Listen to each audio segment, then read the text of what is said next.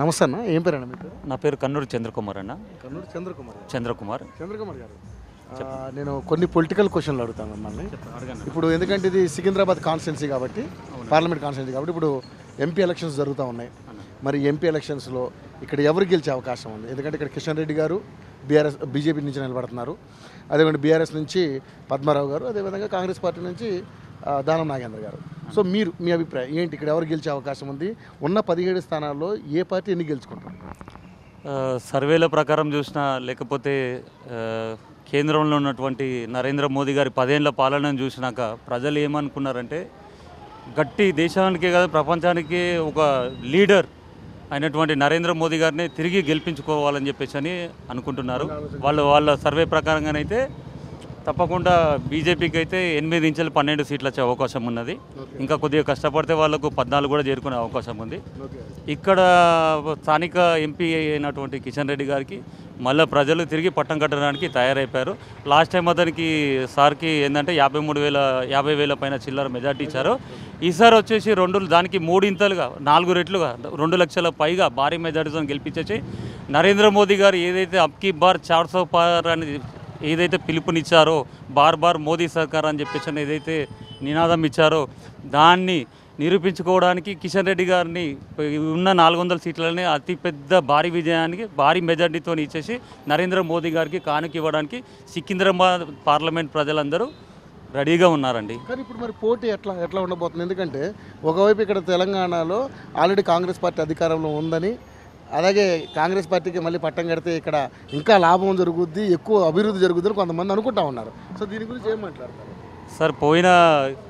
మన రాష్ట్రంలో పోయినటువంటి బీఆర్ఎస్ కూడా ఇట్లనే ప్రగల్భాలు పలికేసి ఊకదంపుడు ఉపన్యాసాలు ఇచ్చేసి మొత్తం అంతా ప్రజల్ని మేము ఇది చేస్తాము, అది చేస్తాము, ఇంటింటికి 10 లక్షలు ఇస్తాము, బీసీలకు ₹1,00,000 ఇస్తామని చెప్పేసి మాయమాటలు చెప్పేసి దళిత బంధు, డబుల్ బెడ్రూమ్ ఇల్లు అని చెప్పేసి అని లేనిపోయిన ఆశలన్నీ ప్రజల్లో ఒక న్యూస్ క్రియేట్ చేసేసి ఇది చేశారు.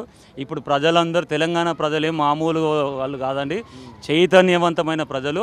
ఉద్యమం ఇప్పుడు 1969 నుంచి ఉద్యమం చేసిన పార్టీ ఇది ప్రజలైనటువంటి తెలంగాణ వాళ్ళు ఏ పార్టీకి అధికారం ఇస్తే ఏది అభివృద్ధి చేస్తారో వాళ్ళు చాలా గట్టిగా నమ్మకంతో ఉన్నారు. ఎప్పుడు మే 13వ తారీఖు వస్తుందని చెప్పేసి ఎదురు చూస్తున్నారు. ఇక కాంగ్రెస్ విషయానికి వచ్చినట్టయితే రేవంత్ రెడ్డి 6 గ్యారంటీలు 420 అబద్ధాలు చెప్పి ఏదైతే గద్దెనెక్కి కూర్చున్నాడో, రానున్న 13వ తారీఖు జూన్ 4వ తారీఖు 13వ తారీఖు ఎట్లా బుద్ధి చెప్పాలో కాంగ్రెస్ వాళ్ళకు చెప్పడానికి రెడీగా సిద్ధంగా ఉన్నారు. జూన్ 4వ తారీఖు తట్టా బుట్ట సర్దుకొనేసి గాడిద గుడ్డని పెట్టుకొని ఇప్పుడు నెత్తి మీద పెట్టుకొని తిరుగుతున్నారు కదా, అదే గాడిద గుడ్డు పెట్టుకొని వీళ్ళంతా రోడ్ల మీద అసెంబ్లీ నుంచి వెళ్ళి సెక్రటేరియట్ వరకు మోకాళ్ళ మీద నడిచే రోజు దగ్గరలో ఉంది. అది జస్ట్ ఒక నెల ఆగితే కానీ అప్పుడు రిజల్ట్ వచ్చినాక వాళ్ళ సంగతి ఏందో, వాళ్ళ భర్తం ఏందో కూడా పెడతాము.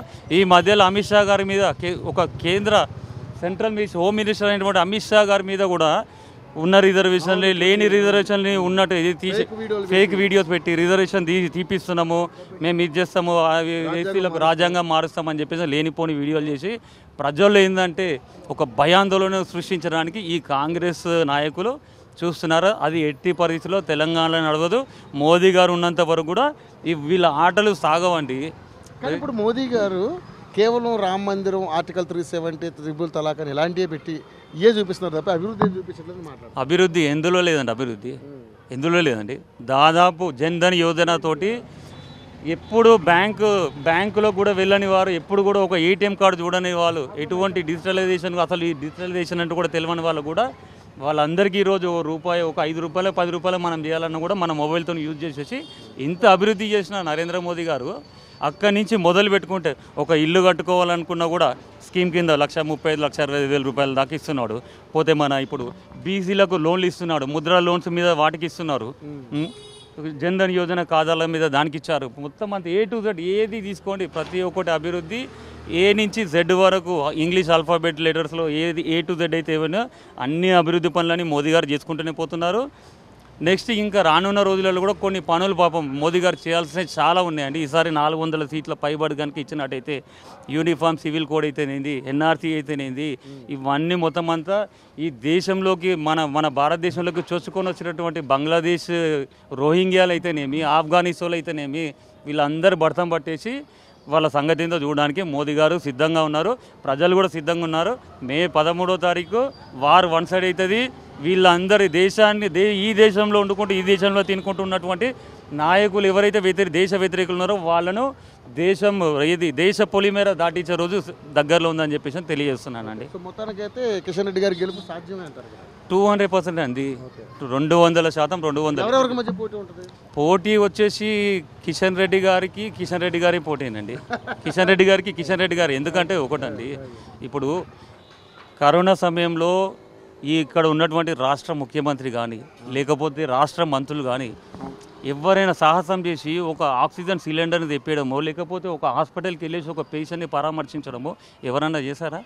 ఎవరు చేయలేదు. కేవలం నరేంద్ర మోదీ గారు ఇక్కడ హైదరాబాద్లో వచ్చారు, ఆ ల్యాబొరేటరీస్ దగ్గరికి వెళ్ళారు, అన్నీ చేశారు.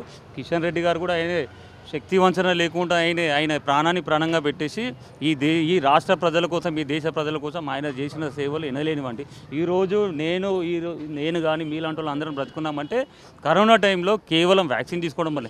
దీనికి కృషి చేసినటువంటి నాయకులను మనం ఎప్పటికీ మరవద్దండి. ఎవరైనా ఒక అమ్మ అన్నం ముద్ద పెడితేనే మనం ఏం చేస్తామంటే మనము ఆ రుణాన్ని తీర్చుకుంటాం. అట్లాంటిది మన ప్రాణాలను కాపాడినటువంటి కిషన్ రెడ్డి గారికి కాకుండా వేరే వాళ్ళకి ఏ విధంగా ఓటేస్తామండి?